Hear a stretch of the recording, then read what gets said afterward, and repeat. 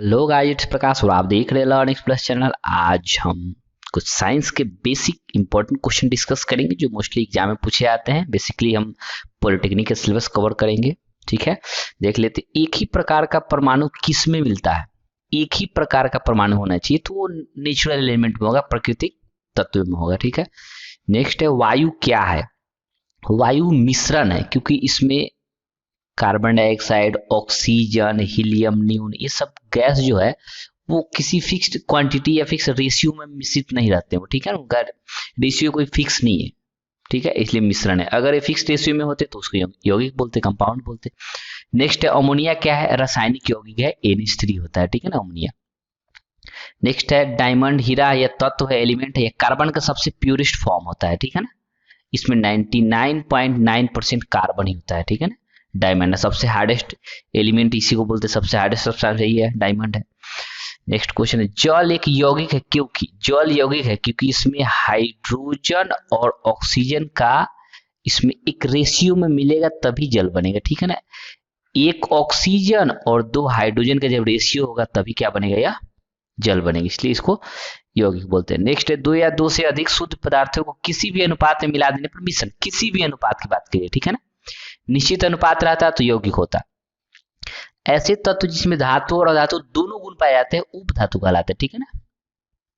Next है bleaching powder. Bleaching powder यौगिक है, CaOCl2 इसका फॉर्मूला होता है। ठीक है ना, यौगिक है, ये निश्चित अनुपात में मिलने से बनता है। ठीक है ना। नेक्स्ट है बारूद क्या है? मिश्रण है। ठीक है ना, इसमें सल्फर पाया जाता है, इसके साथ साथ इसको इंग्लिश में गन पाउडर बोलते हैं। ठीक है ना, सल्फर, चारकोल, पोटासियम नाइट्रेट, ये सब फिक्स्ड मात्रा में नहीं रहते। ठीक है ना, वो जितना चाहे उतना कम बेस करके मिला सकते हैं।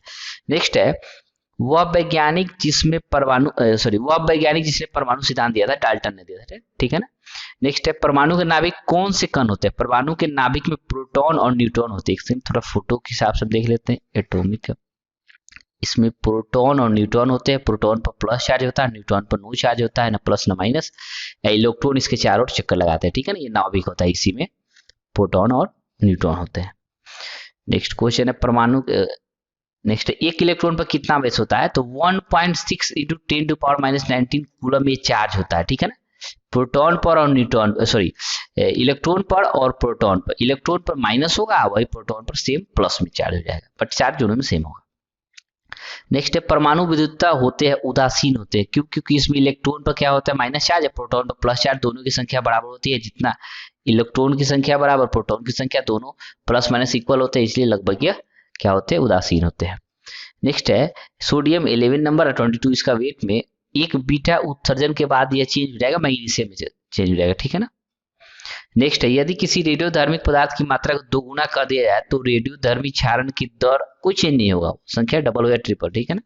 नेक्स्ट क्वेश्चन है एक रेडियो एक्टिव पदार्थ की और आयु, हाफ लाइफ बताया जा रहा है, इसमें 4 मंथ है, तब पूरा लाइफ इसका 8 होना चाहिए। ठीक है ना, तो उसके अकॉर्डिंग काम नहीं करेंगे, तो पूरा 8 मंथ होना चाहिए, तो पूरा 8 नहीं होता, इसका 3/4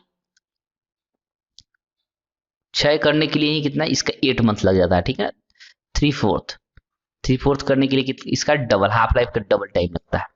नेक्स्ट है पृथ्वी की आयु का आकलन किया जाता है यूरेनियम डेटिंग से। पृथ्वी का एज यूरेनियम डेटिंग से, वही रेडियो कार्बन डेटिंग किसके लिए करते हैं? जीवाश्म ईंधन के लिए, जीवाश्म वस्तु। ठीक है ना, जीवाश्म की आयु के लिए। नेक्स्ट है परमाणु बम का आविष्कार ऑटो हॉर्न ने किया था। परमाणु शक्ति संयंत्र किस सिद्धांत पर काम करता है? विखंडन। परमाणु बम विखंडन पर काम करता है। ठीक है ना, इसी को बोलते हैं फीजन। ठीक है। नेक्स्ट है इसमें क्या होता है? विखंडन मतलब टूटता है इसमें। ठीक है ना, 1 से 2, 2 से 1 से 3, 3 से 9, इस तरह में ब्रेक होता है। ठीक है ना। किस प्रकार की अभिक्रिया में सबसे अधिक हानिकारक विकिरण पैदा होते हैं? सबसे अधिक हानिकारक विखंडन अभिक्रिया में। ठीक है। नेक्स्ट है सूर्य से अधिक ऊर्जा उत्सर्जित होती है नाभिकीय संलयन। सन में क्या होता है? नाभिकीय संलयन होता है, 2 हाइड्रोजन के एटम मिलकर उसमें हीलियम में कन्वर्ट होता है। ठीक है ना, नाभिकीय संलयन बोलते हैं, इसमें एडिशन होता है, समझ लेंगे। ठीक है, इस विखंडन में क्या होता है? सब्सट्रैक्शन करने के टूटता है, ब्रेक करता है, इसमें ऐड होता है। नेक्स्ट है कौन सा पदार्थ नाभिकीय रिएक्टर में मंदक के रूप में काम करता है? भारी जल, इसी को D2O, ये हाइड्रोजन का ही एक रूप होता है, इसको ड्यूटेरियम बोलते हैं। ठीक है ना। विखंडन की प्रक्रिया उत्तरदायी होती है परमाणु बम ऊर्जा मुक्त करने के लिए। ठीक है ना, विखंडन परमाणु बम में इस्तेमाल किया जाता है। कोबाल्ट 16 का उपयोग किया जाता है क्योंकि इसमें से गामा किरण निकलेगा, तो बहुत सारा इसमें क्या करते हैं? चिकित्सा के रूप में उपयोग करते हैं इसमें। हाइड्रोजन बम क्या होता है? अनियंत्रित संलयन अभिक्रिया, on control nuclear fusion reaction पर काम करता है, ठीक है ना, ऑन कंट्रोल। नेक्स्ट है, एक रेडियोधर्मी पदार्थ की आयु 10 दिन है, अर्ध आयु, ठीक है ना, हाफ लाइफ 10 है तो इसका 3/4 में इसका 20 दिन लगेगा, ठीक है ना, डबल हो जाएगा। नेक्स्ट है, एक रेडियोधर्मी तत्व जिसके भारत में बड़े भंडार पाए जाते हैं, थोड़ियम। कलपक्कम के फास्ट ब्रीडर रिएक्टर में ईंधन है समृद्ध यूरेनियम। कार्बन डेटिंग किसकी आयु, कार्बन डेटिंग जीवाश्म ईंधन के लिए। किस तत्व के समस्थानिक के बीच अंतर किनकी भिन्न संख्या को उपस्थित होने के कारण होता है, न्यूट्रॉन। किसके कारण होता है, जैसे देख लेते हैं हाइड्रोजन का समस्थानिक देख लेते हैं 1 1 1 2 1 3, इसी का नाम है प्रोटियम ड्यूटेरियम ट्राइटियम, ठीक है ना। हेवी वाटर में डी लिखते हैं, इसी को ड्यूटेरियम बोलते हैं, ठीक है ना, हेवी वाटर। इसमें भी इलेक्ट्रॉन प्रोटॉन 1 है, इलेक्ट्रॉन प्रोटॉन 1 है, इलेक्ट्रॉन प्रोटॉन 1 है, लेकिन इसमें न्यूट्रॉन 1 है, न्यूट्रॉन की संख्या इसमें ये 1 2 इसमें 3 है, तो इसमें डिफर करेगा, ठीक है, न्यूट्रॉन की संख्या। न्यूट्रॉन की संख्या कैसे निकालेंगे, 3 - 1 = 2 हो जाएगा, 2 2 - 1 = 1 हो जाएगा, उस तरह, ठीक है ना। इसी को आइसोटॉप्स बोलते हैं, समस्थानिक बोलते हैं, एक ही एलिमेंट का अलग अलग। इसमें परमाणु संख्या सभी में एक है, इसलिए समस्थानिक है। अगर परमाणु भार सेम रहेगा समभारिक बोलेंगे, ठीक है ना। नेक्स्ट देख लेते हैं, किसी परमाणु नाभिक का आइसोटॉप वो नाभिक है जिसमें प्रोटॉन की संख्या वही हो, सेम हो, ठीक है ना, नीचे 1 1 1 है तो इलेक्ट्रॉन भी उतना ही होंगे, प्रोटॉन भी वही होगा, लेकिन बेसिक कांसेप्ट हम प्रोटॉन पर लेके चलते हैं, ठीक है। लेकिन न्यूट्रॉन की संख्या अलग अलग होगी, ठीक है ना, लेकिन परंतु न्यूट्रॉन की संख्या अलग अलग होगी। हाइड्रोजन के रेडियो सक्रिय समस्थानिक को कहते हैं ट्राइटियम, रेडियो सक्रिय समस्थानिक, प्रोटियम ड्यूटेरियम ट्राइटियम। तो ट्राइटियम जो है ना हाईली रेडियो एक्टिव है, ठीक है। नेक्स्ट देख लेते हैं, हाइड्रोजन के समस्थानिक की संख्या 3 है, प्रोटियम ड्यूटेरियम ट्राइटियम, तो यही संख्या 3 हो जाएगी। सर्वाधिक संख्या में समस्थानिक किसके पाए जाते हैं, पोलोनियम के सबसे अधिक होते हैं, ठीक है ना, पोलोनियम के 27 समस्थानिक पाए जाते हैं।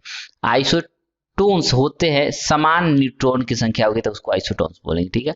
वे आयन जिसमें इलेक्ट्रॉन की संख्या समान होगी, सम इलेक्ट्रॉनिक बोलेंगे, इसी को आइसोटॉप्स बोल सकते हैं।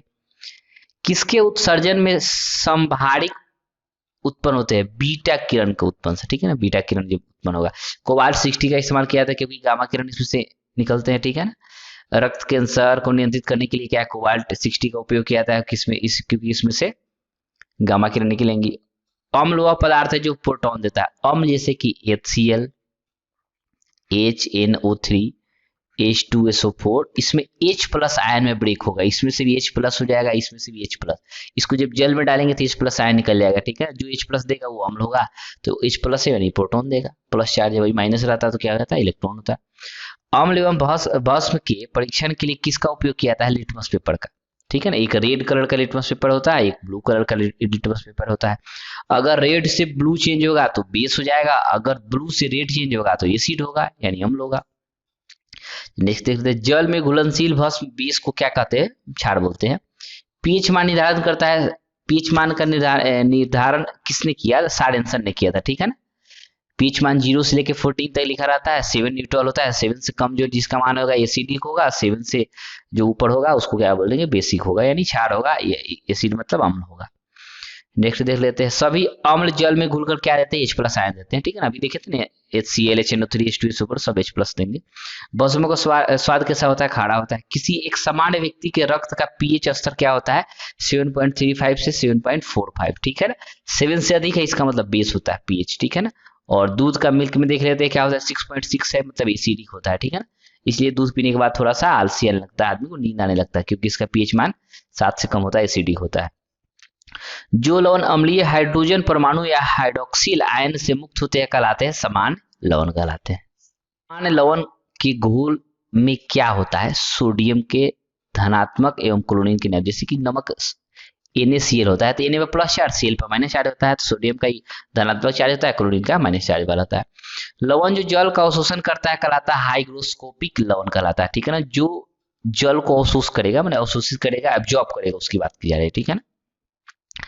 पीएच मूल्यांकन दर्शाता है कि वह घोल क्या है, कितना अम्लीय है, कितना क्षारीय है, ठीक है। अमोनियम क्लोराइड का जलीय विलयन होता है क्षारीय, अमोनियम क्लोराइड, ठीक है ना। नेक्स्ट है H2O और जलीय NaOH में से भरी परखनली के विलयनों में व्यक्त किया था लिटमस पेपर के द्वारा, ठीक है ना। अगर लिटमस पेपर कलर चेंज कर दे रहा है तो ये बेस होगा, ठीक है। तो बेस मोस्टली चेंज क्या करता है, रेड से ब्लू में चेंज करेगा तो बेस होगा। H2O तो नॉर्मल होगा तो चेंज करेगा नहीं। नेक्स्ट H2CO3 कैसा लवण है, अम्लीय है, ठीक है ना, क्योंकि H+ से दे सकता है इसलिए अम्लीय लवण है। किस लवण का जलीय विलयन लाल लिटमस को लाल से नीला करेगा तो बेस होगा तो Na2CO3 हो जाएगा। इसमें ऑप्शन में जो रहेगा उसके अकॉर्डिंग हम कर लेंगे, बट मोस्टली बेस होना चाहिए, ठीक है ना, कोई भी ऑप्शन हो।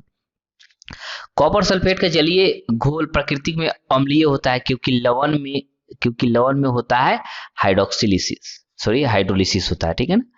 नेक्स्ट है स्थिर ताप पर किस गैस का आयतन कम करने पर उसका दाब बढ़ जाता है, ठीक है ना। स्थिर ताप पर किसी गैस का क्या करता है, आयतन कम करेंगे तो उसका दाब बढ़ जाएगा।